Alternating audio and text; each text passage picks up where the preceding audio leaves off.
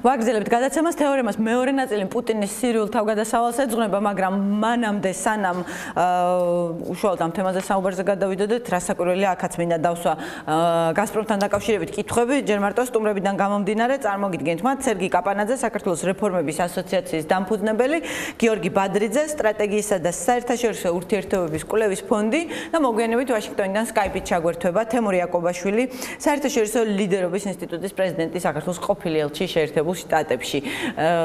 გაზპრომის შეაფასეთ ეს გაუგებრობა, რაშიც ვტრიალებთ, ეს რაღაცა ესეთი გამოუთქმელი სიმართლე, რომელიც გუშინ წინ სხვანაირად გამოიყურებოდა, დღეს სხვანაირად გამოიყურება, ხვალ რა ფორმას მიიღებს, არ ვიცი, საუბრობდით დივერსიფიკაციაზე, ეხლა თურმე დივერსიფიკაცია სისულელე ყოფილა და ოპოზიცია მოიგონა, ну, რაღაცა ცირკი გამართეს, ხო, ფაქტობრივად. თუ შეიძლება რომ შეაფასოთ, სერგი? რა გითხრათ, იმდენი ვინმე საუბრობს უგემოზე, იმდენი ნათელია ყველაფერი, რომ არც კი ვიცი რა ანალიზი ჭირდება. მოკლედ ფაქტი არის ერთი რა, ჩვენ მოახერხეთ თითქმის სრული დივერსიფიკაცია 2006 წლის მერე და ეხლა უკან დაბრუნება და უფრო და მეტი დამოკიდებულების გაზრდა არის უბრალოდ არალოგიკური. ამ ხაფანში შეიძლება გავეხვეთ თუ თავრობა ისე შეცდომებს დაუშვებს, როგორც დაუშვა აზერბაიჯანთან ურთიერთობებში და თუ მეტი გზა არ ექნება, რომ იშოვოს ბუნებრივი აირი, მაშინ რა თქმა უნდა შეიძლება მოუწიოს ამ ნაბიჯის გადადგმა. რაც ჩვენ უსაფრთხოებას აყენებს მომაკვდინებელ დარტყმას. აი, არ ვიცი, მეტი რა უნდა შეფასდეს აქ ყველაზე დიდი პრობლემა ასევე თამნა არის თუ როგორ მოხდა ეს ყველაფერი. ანუ ეს რო ყოფილიყო ღია ტრანსპარენტული პროცესი, რომელიც ასე ვთქვათ, არ იყო დამალული, იყო მართლა ტექნიკური კონსულტაცია და რაღაცა, კიდე შეიძლება სხვანაირად ყოფილიყო აღქმული, მაგრამ როდესაც ჯერ ხდება ესეთი შეხვედრები, მერე ნათელი ხდება სულად სხვა წყაროებიდან, მერე უწევთ ამისი ახსნა განმარტება, მერე უწევთ აზერბაიჯანში ჩასვლა, ანუ ეს ყველაფერი იმდენად არაპროფესიონალური და იმდენად ცუდად ჩანს გვერდიდან, რომ რაღაც მეტი ღრმა ანალიზი არ სჭირდება, მეგონი ზედაპირზეა ყველაფერი.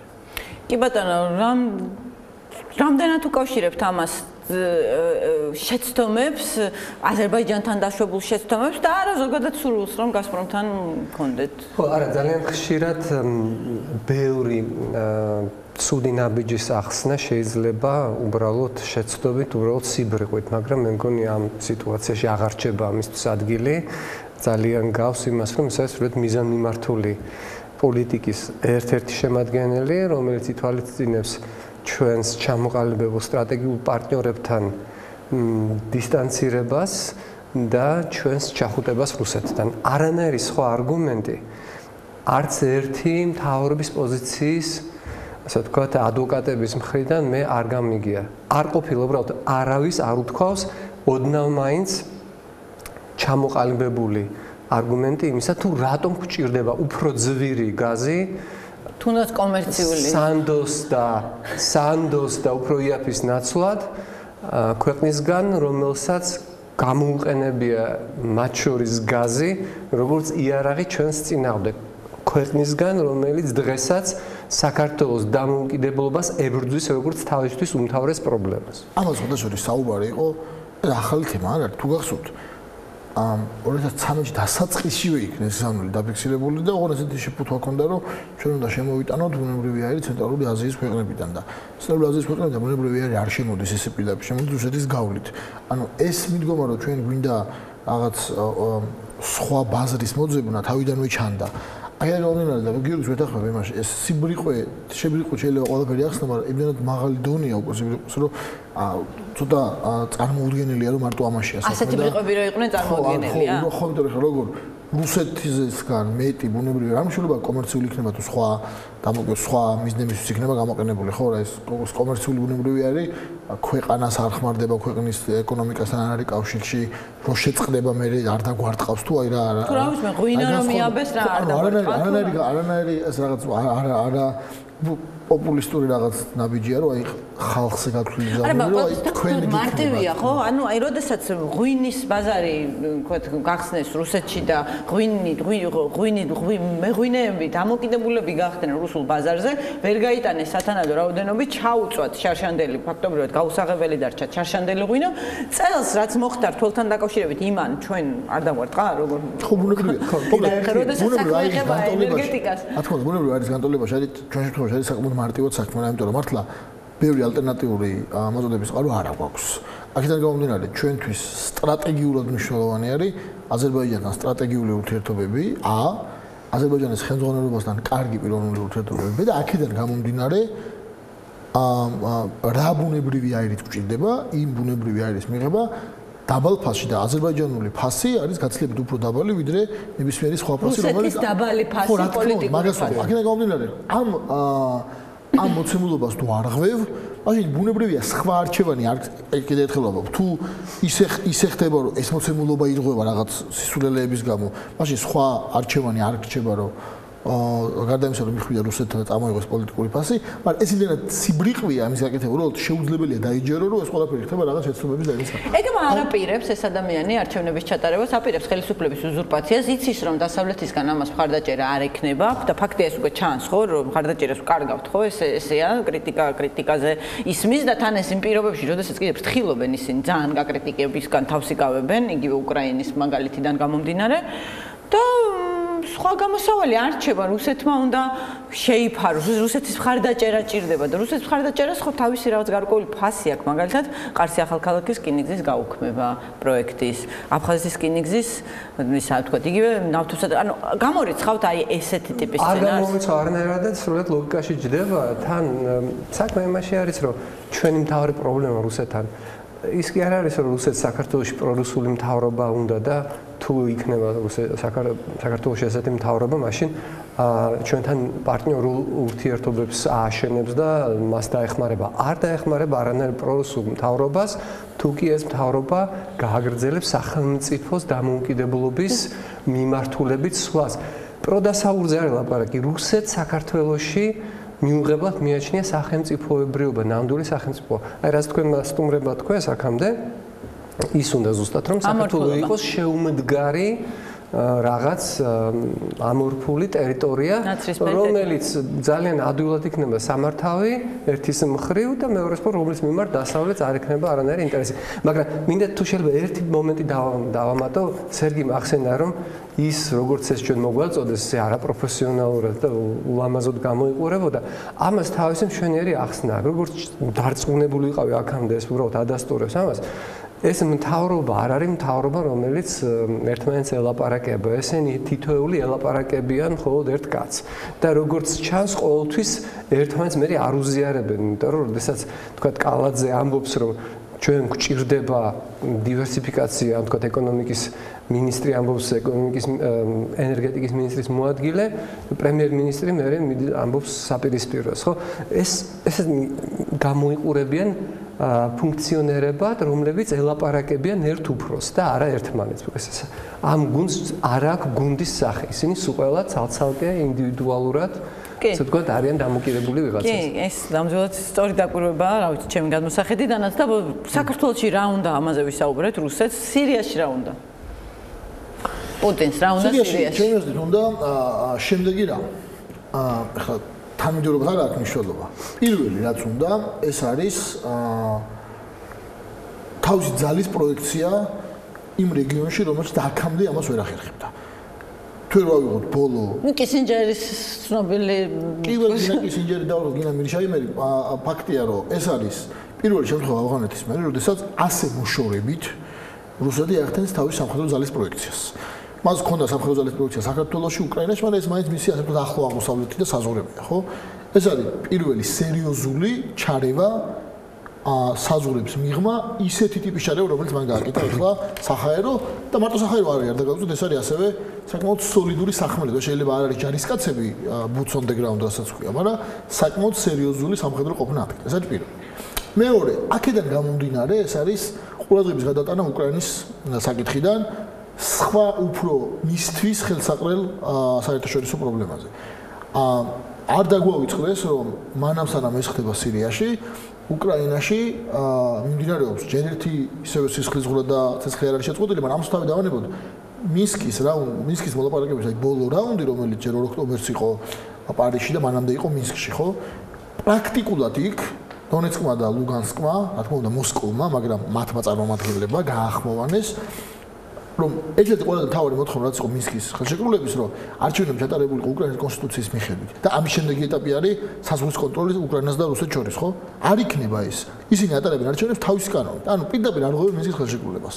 და დასავლეთ სამწუხაროდ უწევს ამისი გადაყლაპვა ესე ბრჭყალებში, იმიტომ რომ სხვა უფრო დიდი პრობლემა გააჩნია სირიაში, სადაც რუსეთი სჭირდება და სამწუხაროდ პარიზის მოლაპარაკებებმა და ნორმანდიის ფორმატში ამ შეხვედრამ აჩვენა, დასავლეთი არ არის ამ დროში მზად, რომ ბოლომდე მიაწვეს ასე ვთქვათ რუსეთს, რომ ეს კონკრეტული პუნქტი, რომელიც უმნიშვნელოვანესი პუნქტი არის მინსკის შეთანხმების სიგნალს შესრულებული.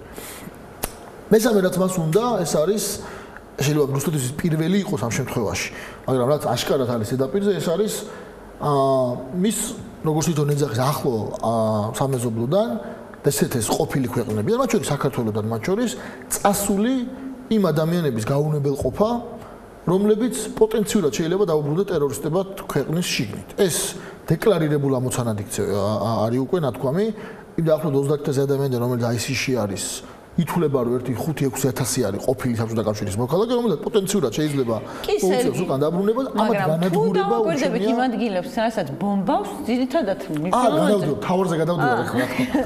ეს არის და მეოთხე და ყველაზე მთავარი ამ ყველაფერში არის ის, რომ ასადი შეინარჩუნოს ხელისუფლებაში და ასადის ოპოზიცია, რომელიც ასე ვთქვათ, ხარდაჭერილი, იქნას განადგურებული. ამ დაბომბების ყველაზე მთავარი შედეგი, რაც ჩვენ დღეს დავინახეთ, არის რა პრაქტიკულად, აი ძალიან ცინიკურად რო ვთქვათ, ხო?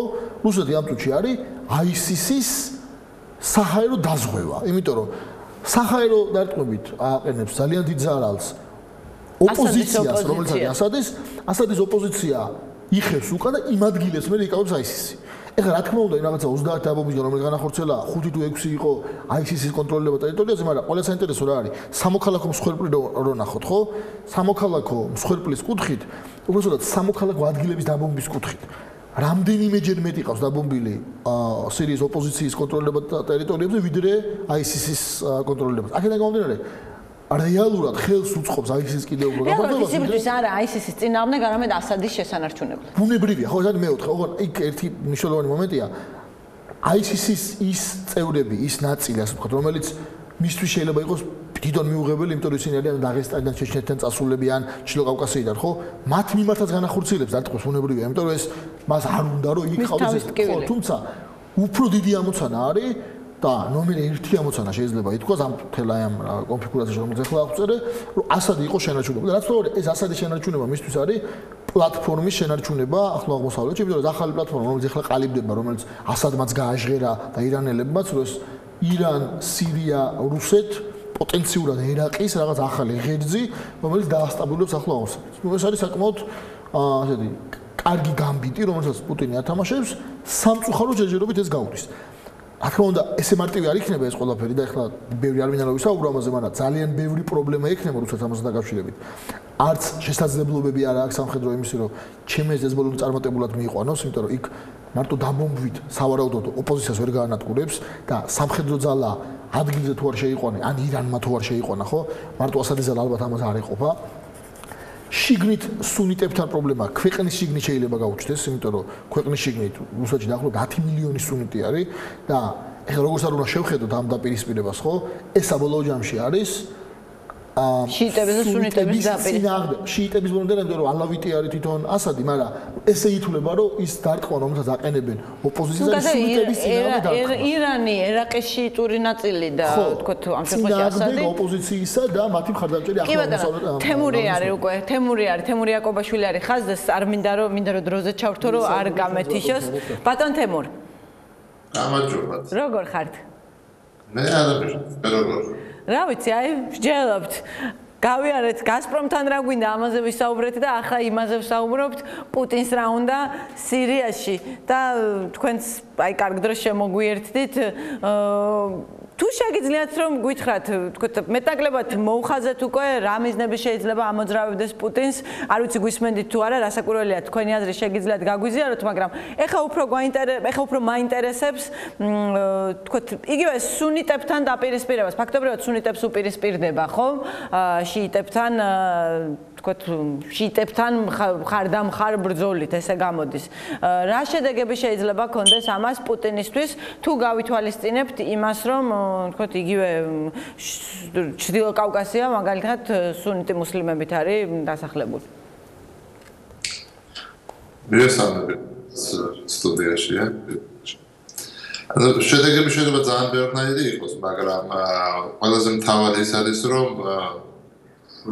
პუტინი ისეთ შარში გაეხვია, რომლიდანაც გამოძრომა ესე ადვილი არ იქნება, არ ვიცი თქვენი საუბრეთ თუ არა, ვითი შეიძლება ეს ყველაფერი დამთავრდეს, მაგრამ პირველი რეაქცია რუსეთის ასეთ შეტევაზე, რაც იყო ამერიკაში, თვალში კერძო საუბრებში. ხალხი იყო ძალიან გაოცებული და არა იმით გაოცებული, რომ პუტინმა ეს გააკეთა ზოგადად, არამედ იმით, რომ რა შარში გაყო თავი და რატო. იმიტომ რომ იმ რეალობაში, როცა ყველა ცდილობს, რომ რაც შეიძლება ნაკლები დანახარჯებით, რაც შეიძლება ნაკლები ძალებით ამ კონფლიქტიდან როგორმე გამოძრეს და თქვენ იცით ალბათ შეიძლება ისაუბრეთ კიდევაც, რომ ეს არის ძალიან დიდხნიანი კონფლიქტი და ალბათ კიდე ძალიან დიდი ხანი გაგრძელდება. არავის არ აქვს იმის სურვილი, რომ ამაში მიიღოს მონაწილეობა და ჩვენ ვაკვირდებოდეთ ამ მთელ სირიის განვითარების სირიაში მიმდინარე განვითარებებს და ძალიან ფეხათრევით ერეოდნენ სახელმწიფოები, მეზობლები იქნებიან ამერიკის შეერთებულ შტატებსა თუ ევროპა და პირველი რეაქცია იყო, რომ რატო? ანუ რას მიიღებს? იმიტომ რომ არაფერი გარდა იმისა, რომ ასადი დროებით შეინარჩუნოს, იქიდან არაფერი არ გამოვა. ფაქტია, რომ დასავლეთი არ დათანხმდება არანაირ გარიგებას და ვაჭრობაზე, რომ კარგი რადგან ახლა შენ აქ უკრაინაში დააწყნარი სიტუაცია ჩვენ სანქციებს მოგვიხსნით, ამაზე განცხადება უკვე გაკეთდა. ისიც ფაქტია, რომ რუსეთი არა მარტო არ შეუერთდა უკვე არსებულ კოალიციას, რომელშიც შედიან თურქეთი, საუდის არაბეთი, შეერთებული შტატები და სხვა სახელმწიფოები, არამედ ცდილობს რაღაც თავისი კოალიციის შექმნას და ესეთი კოალიციები რითი მთავრდება ჩვენ კარგად ვიცით. ამდენად აი ამ ყველაფრიდან გამომდინარე მან ეს ყველაფერი ჩემი აზრით გააკეთა მხოლოდ და მხოლოდ შინაგანი მოხმარებისთვის და პატარა კიდე გათვლით, რომ იქნებ რამე გამოუვიდეს საერთაშორისო ურთიერთობებზე.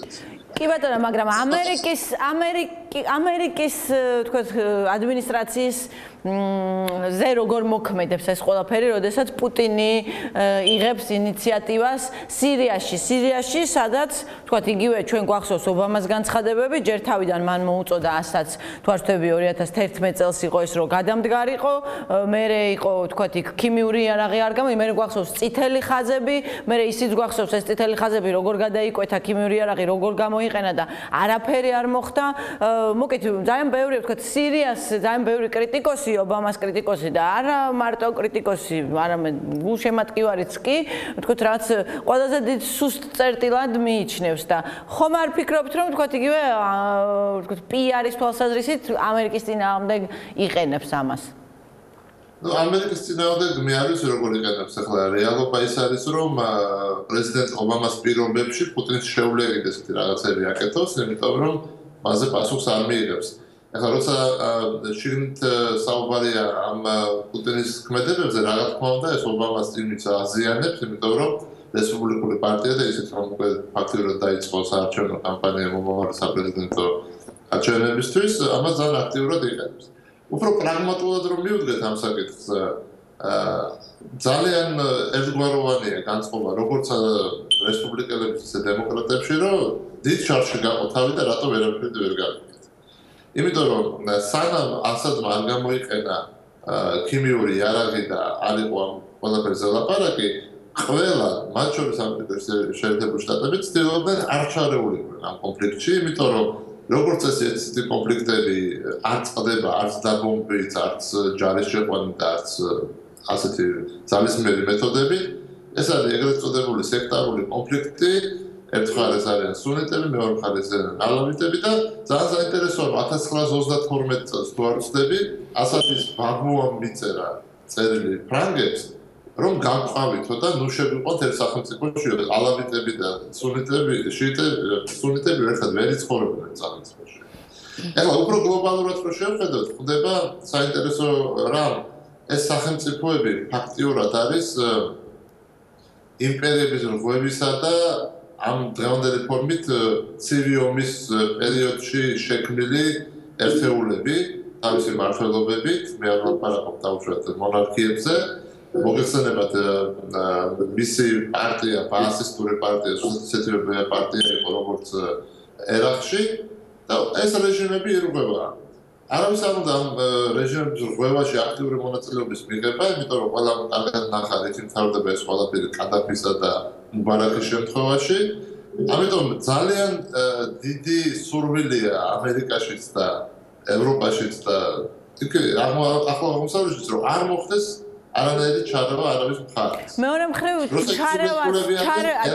მაგრამ ფაქტია რომ ეხლა ამ პრობლემ მორებში ჩაყო ფეხი პუტინმა, რომელთანაც ის ვერაფერს სიკეთეს ვერ მიიღებს, გარდა იმისა რომ კი არ უნდა ხოლმე დაუნო რაღაცა ობამას, მაგრამ ფაქტია ის რომ გარდა იმისა რომ თვითონ ყავს სუნიტების სუნიტური მოსახლეობა, გარდა იმისა რომ ეს დაბომბვები ცოტათი თუ გაახანგრძლივებს ასადის მმართველობას, მაგრამ პრობლემას ვერ გადაწყვეტავს. ჩვენ ფაქტიურად მივედით უკვე საზღვრამდე, როდესაც სამი შედეგი ექნება, გამოსავალი არის, სამი შედეგი ექნება ამ კონფლიქტს. თავის რუსეთის ჩარევით თუ ჩაურევდათ. პირველი ის იქნება, რომ სირია, როგორც ჩვენ ვიცოდით, სახელმწიფო დამთავრებულია, რას არ უნდა გააკეთოს პუტინმა, როგორც არ უნდა გააძლიეროს ასადის არმია და რამდენი ხანს არ უნდა შეინარჩუნოს, ფაქტია, რომ სირია იმ ფორმით, როგორც იყო დაუშვათ 3 წლის წინ, უკვე აღარ იარსებობს. ისე როგორც ერაყი ალბათ და ბევრი სხვა აი მეორე საკითხი არის ის, რომ როგორც ჩანს, უკვე არც შორეული პერსპექტივის თემა ქურთისტანის, დამოუკიდებელი ქურთისტანის შექმნა. ეს უკვე უბრალოდ ტექნიკური და დროის საკითხია ალბათ ქურთებსა და თურქებს შორის გარეგების საკითხია, თორე დანარჩენი მსოფლიო ამაზე უკვე შეგუებულია, რომ დამოუკიდებელი ქურთისტანი იქნება, იმიტომ რომ ყველაზე მეტად ვინც ებრძვის ისლამურ სახელმწიფოს ძალიან ქურთები, აშკარად ებრძვიან, ხშირ შემთხვევაში წარმატებისაც ებრძვიან. ამიტომ თუ ლაპარაკი იყო მაინც და მაინც ისლამური სახელმწიფოს წინააღმდეგ ომზე, ჩვენ ძალიან გვიცით, მათ შეიძლება დახმარება აღმოეჩინათ ქურთებს. ქურთებისთვის. კი, კრავთამერი საუბრობდა ამაზე ძალიან აქტიურად მოუწოდებდა ამერიკის ხელისუფლებას. რაც შეეხება რუსეთს. რუსეთი არაფერ ახალს არ აკეთებს, თუ კარგად დაფიქრდებით, ის აკეთებს ზუსტად იგივეს, რაც გააკეთა ჩეჩნეთში.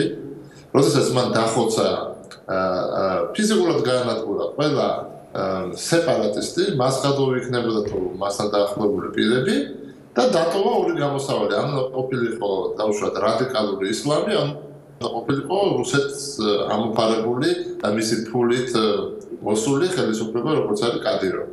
ეხლა მას აქ მცდელობა, რომ იგივე გააკეთოს, რომ დაუშვათ ეს როგორც ის ალ-ნუსრა მოგწონს თუ არ მოგწონს, როგორც არის, მაგაზე არ ვსაუბრობთ. ისინი ასე ვთქვათ გაჟოჟოს, ქურთები გაწიოს და არჩევანი დატოვოს რადიკალურ ისლამსა და ასადს შორის. ეს არის ჩვეულებრივი ძალიან მარტივი, მე ვიტყოდი, პუტინური ფორმულა. მაგრამ შედეგი ამისა, თუნდაც რუსეთს რო შეხედოთ, არის ძალიან თვალსაჩინო. ჩრდილოეთ კავკასიაში მოხდა რუსების ეთნიკური წმენდა, რუსები ძალიან ცუდად დარჩნენ. კადიროვის რეჟიმში თუ ფულს არ ჩადებ მუდმივად და დიდ ფულს, ის რეჟიმი როდის შემოგიტრიალდება არ იცი. და ჩეჩნეთის და დაღესტნის და კიდე სხვა ტერიტორიები არის რუსეთის ფედერაციის ნაწილი, სადაც რუსული კონსტიტუცია არ მუშაობს. აი ეს არის შედეგი. და პუტინის შემდეგ რუსეთში კადიროვი აუცილებლად იქნება ერთ-ერთი სერიოზული მოთამაშე, რომელსაც ანგარიშმენდა გაუწიოს ყველა. ეხლა ეგ ფოკუსი, ეგრეთ ვთქვათ, გამოვათხვა ახლა აღმოსავლეთში ძალიან ძნელი საქმეა, იმიტომ რომ იქ მასზე უფრო მეტი დაინტერესებული მხარეა თურქეთი, საუდის არაბეთი, ირანი და ისინი უბრალოდ რაღაც ეტაპზე, ამ ეტაპზე ირანი შვედურად იყენებს რუსეთს თავისი ბიზნესის მისაღწევად, მაგრამ იქ რაღაც სტრატეგია და რაღაც ტაქტიკას კი არ აჩვენს. ყველაფერი რაც ჩანს არის, რომ ეს კეთდება გადასაფარავად იმ წარმომადგენლობისა, მათ შორის სამხედრო წარმომადგენლობისა, რომელიც პუტინმა უკრაინაში აღარავინ აღარ ლაპარაკობს ნოვოროსიაზე, წინ აშკარად ვეღარ მიდიოდა რუსეთი უკვე ვერც დონბასში და ვერც სხვა რეგიონებში. და ძვირიც უჯდებოდა მეტნაკლებად. ძვირი უჯდება, ეს ფასი არცად არ წასულა, მას ყირიმი, ნესრისპირეთი, აფხაზეთი, სამხრეთ ოსეთი, დონბასი, ძალიან ჩეჩნეთი ძალიან ძვირი ჯდება ეს ყველაფერი, ამ ყოველთვის შენახა, იმიტომ ყველაფერი დოტაციური, ხო? და უბრალოდ მაგალითად მოგიყვანთ რომ ეხლა ხან დნესტრისპირეთს შეუმცირეს 40% დაფინანსება. ანუ ხო პუტინის გასვლები შეიძლება მრავალნაირი იყოს, მათ შორის ნავთობის ფასების გაზრდაც, რაც დროებით გაიზარდა სამი და დღეს ჩამოვარდა, მაგრამ ფაქტია რომ ყველანაირი გასვლებით ეს არის დიდი შარი, რომელშიც თავისი სურვილი ჩაყო ფეხი და ამერიკელების და ევროპელების განწყობა არის ვიდრე რა თქმა be my guest. გინდოდა კი ბატონო, კი ბატონო, რამდენად ამართლებთ ამ განწყობას კი არა, მე ვიტყოდი რაღაც პოლიტიკას, რაღაც laissez-faire პოლიტიკა აქვთ ხო, რომ გაუშვი, აი ეს რაღაცა გვერდზე განზე გამდგარები არიან თუ არა პირიქით, განზე უკვე წვანე შუქი თუ არა უნთიათ, ყოველ შემთხვევაში არც არავინ აი be my guest ეუბნებიან, კი ბატონო, მობრძანდი არის. რამდენად ამართლებთ ამ პოლიტიკას? და გამოვიდე და მაგრამ გიჟი მიუსვინებასა, მე მგონი ზუსტად კარგად შეესაბამება ამ რეალობას, იმიტომ რომ არანაირი სურვილი რა ამერიკელებს და ევროპელებს რუსები გააჩენ, არა იძახიან ერთადერთი რაც მან არ სურთ და გასაგები ბიზნესების გამო არ სურთ, რომ მოხდეს სამხედრო კონფრონტაცია დაუშვათ ნატოსთან რუსულ ავიაციასა და ამერიკულ ავიაციას შორის ესეთი რამები ისეთ სიტუაციაში როგორც სირია შეიძლება მოხდეს. აქედან გამომდინარე, აი ეს სასაუბრო ხაზები და ეს კონტაქტები, რომლებიც არსებობს რუსეთთან, ემსახურება არა იმას, რომ რაღაც რუსული ინტერესები გაითვალისწინონ და რაღაც ვაჭრობაში შევიდნენ, არამედ ტექნიკურ დეტალებზე მოილაპარაკონ, რომ არ მოხდეს რაღაც არასასურველი ინციდენტები, რაღაც გადაცდომები და არ აღმოჩნდნენ ეს მხარეები სამხედრო პოზიციაზე. დიდი მადლობა ბატონ თემურ თეორემაში მონაწილეობისთვის. მე დაუბრუნდები ჩემი სტუდიის სტუმრებს. ბატონ გიორგი, კიდევ ერთი იმპლიკაცია აქვს პუტინის თქვათ ომს და დაბომბვების თქვათ მთელ სერიას სირიაში ევროპას აწყდება მიგრანტების ნაკადი, იზრდება ეს ნაკადი და ეს გარკვეულწილად ხელს სწორედ იმათ აძლევთ პოლიტიკურად ევროპაში იმ პოლიტიკურ ძალებს, რომლებიც პუტინის მოკავშირეები არიან რეალურად იქნება ეს ულტრამემარჯვენე ლეპენი თუ რომელიმე სხვა ძალა, რომელიც თქვათ აი ეს რაღაცა ანტისაიმიგრაციო სენტიმენტებს ავლენს და ამ გზით ცდილობს ამომრჩევლის გულის მოგებას. თემურის ოპტიმიზმის გავიზიარებდი, მაგრამ რაღაც ვერ ვიზიარებ ბოლომდე. თქვენი დამოკიდებულება ამ ყველაფერს. ბევრ რამე შევეთანხმები, მაგრამ მეც რამდენიმე მინდა მომენტი გამოვყო, რომელსაც მე სხვანაირად შევაფასებდი. პირველ რიგში ის რომ რუსეთი აუცილებლად საკუთარ ინტერესებს დააზიანებს და დასუსტებული გამოვა ყველაფრიდან, არა ვარ ამაში დარწმუნებული.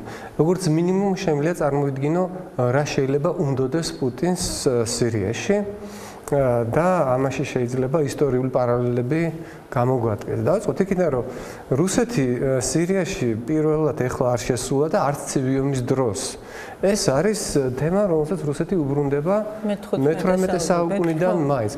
პირველად ტარტუსში სამხედრო საზღვაო ბაზა გაჩნდა 1770-იან წლებში, ჯერ კიდევ ეკატერინეს დროს და მაშინ ოსმალეთის იმპერიასთან ამ კონფლიქტიდან რუსეთი გამოვიდა ხელდამშვენებული, იმით რომ სირიაში თავისი მოკავშირე, არაბი მოკავშირეები მან მიატოვა და გადაცვალა ოსმალეთის მხრიდან უკრაინის ნაწილზე და ყირიმზე ხელის აღების სანაცვლოდ. ასე რომ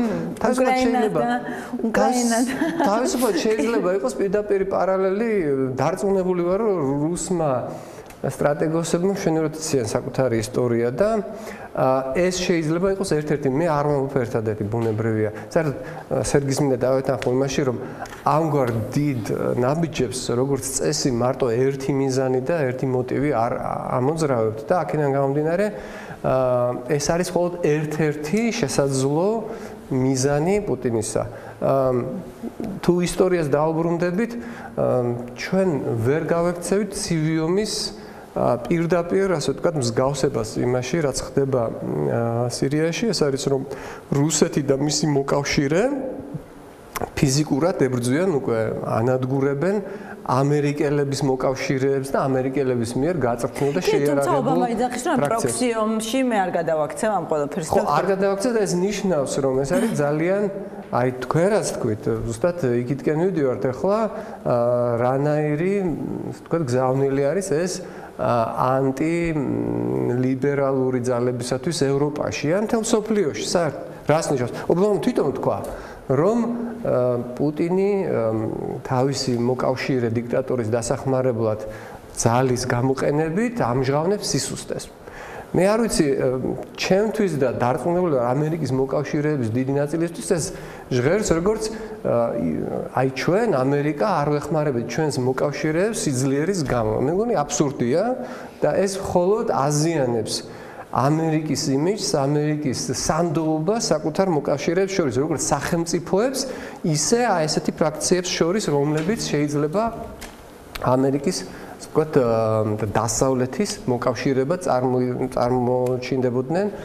სირიაში იქნება, ერაყში თუ სხვა რეგიონებში დარწმუნებული ვარ, რომ დღეს თქვათ იგივე ჩრდილოეთ კორეის მეზობლები, სამხრეთ კორეა, იაპონია, ჩინეთის მეზობლები, ყველა ისეთი რეგიონი, რომელიც ადრე თავის უსაფრთხოებას უკავშირებდა ამერიკასთან, მჭიდრო კავშირს და ამერიკულ ქოლგას, დღეს უფრო ნაკლებად დარწმუნებულები არიან თავის უსაფრთხოებაში. ეს ერთი. ასე რომ მე ვეთანხმები სერგის, დიახ, პუტინს სჭირდებოდა რაღაცა ახალი გასართობი საკუთარი მოსახლეობისთვის, რადგან წარმატებების შესახებ ამბები შეწყდა უკრაინიდან, გაეჭედა, ჩაეფლო და რაღაც ახალი დინამიური ისტორია ჭირდებოდა, ახალი წარმატებების და სირიაში დაბომბვების, მათ შორის ხშირად სრულიად ცრუ ვიდეო კადრები. როგორც ჩანს ართობს რუსეთს, მაგალითისთვის გეტყვით, რომ სირიაში ოპერაციამდე გამოკითხვების თანახმად 2/3 რუსეთის მოქალაქეების წინააღმდეგი იყო რუსეთის ჩარევისა სირიაში. დღეს მას შემდეგ რაც აჩვენეს ეს ვიდეოები, როგორ მიფინავს რაკეტები დიახ კასპიის ზღვიდან. ხუმრობებიც იყო, სადაც რაკეტაზე თვითონ პუტინიზის ტიტული წელს. ხანტაგზე, რაკეტაზე. დღეს 2/3-ზე მეტი არის მომხრე და მათ მოწონთ. ანუ რამდენად ადვილი არის, ვთქვათ, უბრალო მოქალაქეების განწყობით მანიპულირება კიდევ ერთხელ გამოჩნდა ამით. საერთოდ რუსებს ახასიათებთ სამწუხაროდ, მე არანაირად არ მინდა შეურაცხყოფა მივაყენო მთელ ერს. და ზვილიკაძე ჟავნეს. მაგრამ ფაქტი არის ესეთი, რომ დღევანდელ რუსეთში მოსახლეობა თითქოს გაფაციცებით ელოდება თუ რა უნდა პუტინს, რომ ის ისურვოს. აი მე შეგახსენეთ მაგალითად, როდესაც ვადა უთავრდებოდა პუტინს მეორე საპრეზიდენტოდ და იყო ბჭობა იმაზე, ვის დატოვებს მემკვიდრე. რა თქმა უნდა, პუტინი დარჩებოდა ძალაუფლებაში, მაგრამ უნდა სიმბოლური მემკვიდრე დაეტოვებინა პრეზიდენტად და ჯერ პირველ ვიცე-პრემიერად დანიშნა სერგეი ივანოვი და მისი მხარდაჭერის რეიტინგი მომავალ პრეზიდენტად სასწრაფოდ ავარდა 70-80%-ზე. იფიქრეს, რომ პუტინის რჩეული. შემდეგ მეორე პირველ ვიცე-პრეზიდენტად ის ნიშნავს დმიტრი მედვედევს და უცბად რუსეთის მოქალაქეები ამბობენ, რომ არა ეს გვინდა, იმიტომ რომ ისინი იცნობენ, ეტყობა ამას უპირებს მემკვიდრეობას და მაგაშია მოკეთ საქმე, რომ პუტინმა მოახერხა ის, რაც არ მოუხერხებია არც ერთ მის წინამორბედს, ალბათ რომ ის ძალიან ეფექტურად მანიპულირებს საზოგადოებრივი აზრით. საბჭოთა კავშირში ალბათ. ასე რომ საზოგადოებრივ აზრზე ზემოქმედება იყო ნამდვილად ერთ-ერთი მნიშვნელოვანი მიზანი მისი აქციის სირიაში, რაც შეეხება თემურის აზრს, რომ ის ჩაება აბსოლუტურად წაგებულ დიდ შარში რაღაცა. არ ვარ დარწმუნებული, რომ პუტინს აქ შორს მიმავალი, ანუ გრძელვადიანი გეგმა ის დარწმუნებული ვარ, რომ მზად არის იქიდან. დარწმუნებული ვარ, რომ მზად არის ასადიც გადაახურდაოს რაღაცაში თუ კი ამის სანაცვლოდ მიიღებს უფრო მყარ პოზიციას. Wall Street Journal-ზე იყო გარი გასპაროვის ინტერვიუს უსმენს, ზუსტად იქ ეკითხებოდნენ ამ მოტივაციაში და ზუსტად იგივე თქვენ ხა რაც თქვენ ამბობთ, რომ მას არ აქვს ხა ამასთან დაკავშირებით, როგორც პუტინი, როგორც დიქტატორი, ტირანი ამ შემთხვევაში, რაც ესეთი იმ წუთში გადასაჭრელი საკითხები აქვს და აი ახლა სირიის მოქმედებით ის თავის აი დღევანდელ პრობლემას იჭრისო, ის არ ფიქრობს ხა დიდ აბსოლუტურად მინდა დავეთანხმო თემურს შედარებაში, რაც ჩეჩნეთში გააკეთა პუტინმა და რასაც ეხლა ცდილობს გააკეთოს სირიაში, რომ ის ანადგურებს სეკულარულ შედარებით ჯანსაღ ოპოზიციას, როგორც იყო თავის დროზე მასხადოვის და სხვა სეპარატისტების განადგურებით, რაც მოხდა და დაიტოვეს ექსტრემისტი ისლამისტები, მაშინ ამას სრულიად კონკრეტული მიზანი ჰქონდა, რომ მასაც შეძლებოდა ეთქვა, რომ აი თქვენ რომ ებძვით საერთაშორისო ტერორიზმს ბინ ლადენის სახით, მე მყავს ჩემი ბინ ლადენი და ეს არის ჩეჩნები ყველა ვინც მე მებრძვიან და ვინც მე მებრძვიან ყველა იქნებიან საერთაშორისო ისლამისტი ტერორისტები. კი, მაშინ საბედნიეროდ და წვრთნის დახჭურის პროგრამამ დაასწრო რომ ჩვენთან არ შემოვიდა გასაწმენდა ჩვენი ტერიტორიის ჩეჩნების რომ ის ურტყავს სწორედ შედარებით ზომიერ ოპოზიციას, ანუ ქართული გამოთქმა რო არის შუა უნდა გაიკრიფოს, ის კრიფავს შუას და რაც თემური თქვა ზუსტად რომ იქნება არჩევანი დასავლეთისთვის, ან ასადი, ან ფუნდამენტალისტები, ისლამისტი ტერორისტები და დასავლეთში უკვე დაიწყო სერიოზულ ხალხს შორის მათ შორის ასეთი აზრის გახმოვანება, რომ ნუ რა უყოთ, მოდით იყოს ასადი, რაღაცა სტაბილურობა მაინც იქნება. როგორ იქნება ეს სტაბილურობა, სულ სხვა ამბავია და საერთოდ იმ ხალხს ვინც ამბობს, რომ აი ნახეთ რა ქნა დასავლეთმა, მაგალითად კადაფის ჩამოგდებით, რომელიც ჯერ ერთი დასავლეთს არ ჩამოუგდია, ეგ სახალხო აჯანყება დაიწყო და დასავლეთ ჩაერია იმ მომენტში, როდესაც კადაფი აპირებდა გენოციდს ბენგაზის მთლიანად აღვას თავის მოსახლეობიდან, ხო? მოსახლეობიანად. არანაირად არ მგონია, რომ კადაფის დარჩენა იმ პირობებში, რომელშიც ის მოხდა არაბული გაზაფხულის დასაწყისის შემდეგ, ან სტაბილურობას უქადდა ევროპას, ან რაიმე დასავლეთმა მე თუ მკითხავთ შეცდომა იმაში კი იმით კი არ დაუშვა რომ ასადის ჩამოგდებაში კადაფის ჩამოგდებაში მერე რომ არ ჩაერთო და ინგეიჯმენტი თქვათ არ გააკეთა მე თუ მკითხავთ ეგ უფრო დიდი შეცდომა იყო სირიაში ალბათ რომ დღემდე ითრევს ფეხს დასავლეთი არ უნდა მასში ჩართვა მაგრამ ეს უკვე ისეთი სიტუაცია რომელიც გამოსულია კონტროლიდან რამდენადაც არ უნდა ასე ვთქვათ გულის ტკივილით მზად ყოფილიყო დასავლეთი შეგუებოდა ასადის რეჟიმის დარჩენას ძალაუფლებაში ის უკვე ვეღარ აკონტროლებდა სიტუაციას და მხოლოდ ამის შემდეგ და ისიც შეზღუდული დოზით გადაწყვიტეს ვიღაცა გარკვეული ჯგუფების დახმარება და რამდენიმე ქვეყანამ პირდაპირ მიიღო მაგალითად ბრიტანეთმა კენჭი უყარა პარლამენტში გადაწყვიტა რომ არ ჩარეულიყო ამ კონფლიქტში. კი ბატონო, ლექსერგი რამსხორი დამატებდი უნდა დავამთავრო.